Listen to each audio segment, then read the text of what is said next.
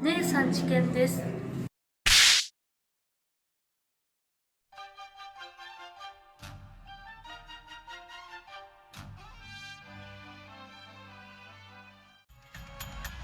From their fields and their land, they came on tractors, trucks, on horseback, in a roadside resistance. Tens of thousands of farmers determined to peacefully protest new laws.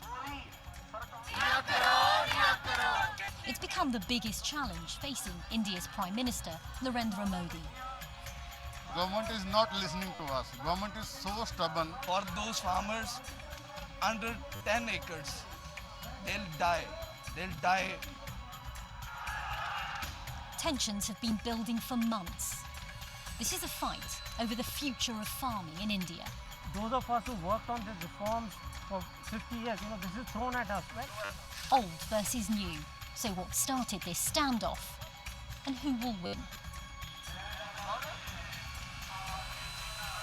It's opposition to 3 new agriculture laws passed last year, which has fueled this movement.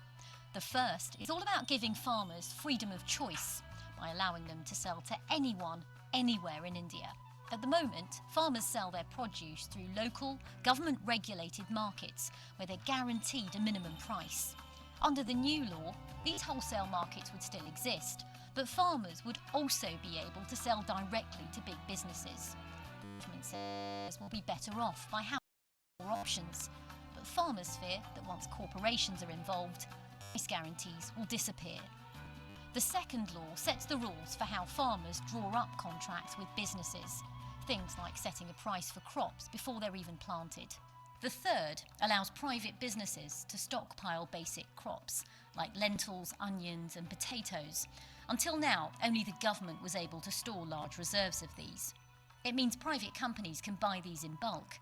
Farmers fear this will impact pricing even further.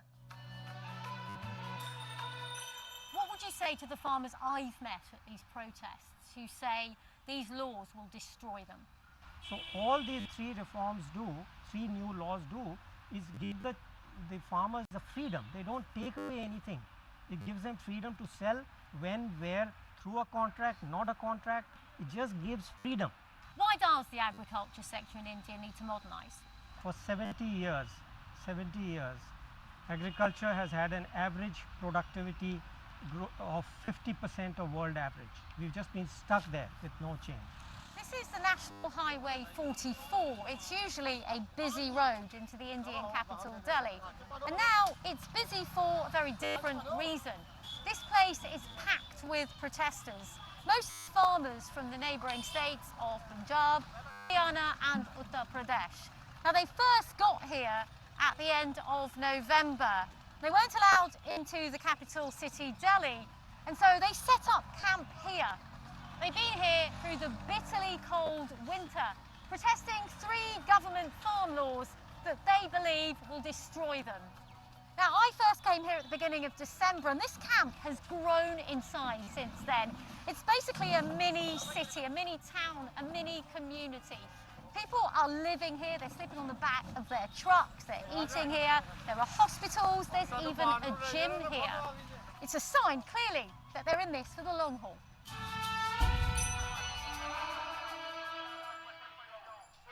Mohan Singh made the 7-hour journey from his farm in Bugwara in Punjab to join the protests.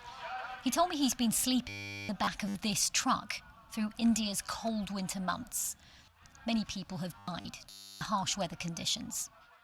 किसान कितने परेशान हैं ये तीनों जो काले कानून हैं इनको रद्द करें तो सब संसार ही अपने घर जाएगी कोई भी नहीं आ रहेगा क्यों जाड़े में मरे घर छोड़े हुए हैं सारे काम बस ये चाहते हैं हम Agriculture matters in India. Not only does it feed this vast nation, it's a big source of employment. 4 in 10 Indians work as farmers, and more than half of the country depends on agriculture as their main source of income.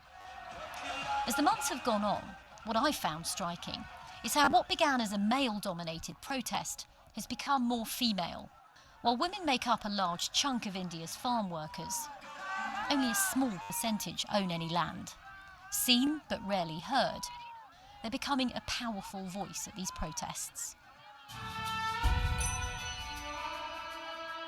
ਔਰਤਾਂ ਦੇਖੋ ਜੀ ਆਪਣੇ ਹੱਕਾਂ ਲਈ ਲੜਨ ਆਈਆਂ ਇਹ ਵੀ ਬਰਾਬਰ ਪਹਿਲਾਂ ਵੀ ਇਹ ਜੇ ਇਹ ਪਹਿਲੀ ਵਾਰ ਜ਼ਿੰਦਗੀ 'ਚ ਇਹ ਜਿਹਾ ਅੰਦੋਲਨ ਦੇਖਿਆ ਗਿਆ ਇਹਦੇ 'ਚ ਸਾਰੇ ਜਣੀ ਚਾਹੁੰਦੇ ਨੇ ਵੀ ਹਾਂ ਅਸੀਂ ਵੀ ਜਾਈਏ ਸਾਡਾ ਵੀ ਮਤਲਬ ਇਤਿਹਾਸ 'ਚ ਕਦੇ ਨਾਮ ਇਤਿਹਾਸ ਬਣ ਚੁੱਕਿਆ ਜਣੀ ਜੋ ਵੀ ਸਰਕਾਰ ਕਰ ਰਹੀ ਹੈ ਗਲਤ ਕਰ ਰਹੀ ਹੈ ਉਹਦੇ ਕਰਕੇ ਔਰਤਾਂ ਆ ਰਹੀਆਂ ਨੇ ਅੱਜ As the protests continue, farmers accuse the government of trying to silence them and their supporters. Security at the camp was stepped up, and internet was temporarily shut down.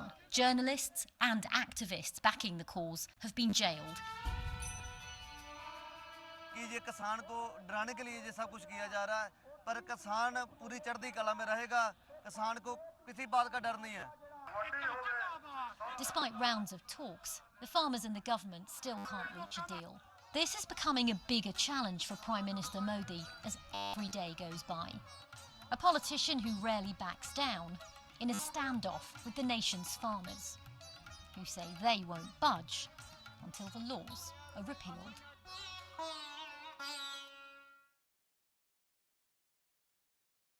インドから物を来ないとネパールはクライシスです。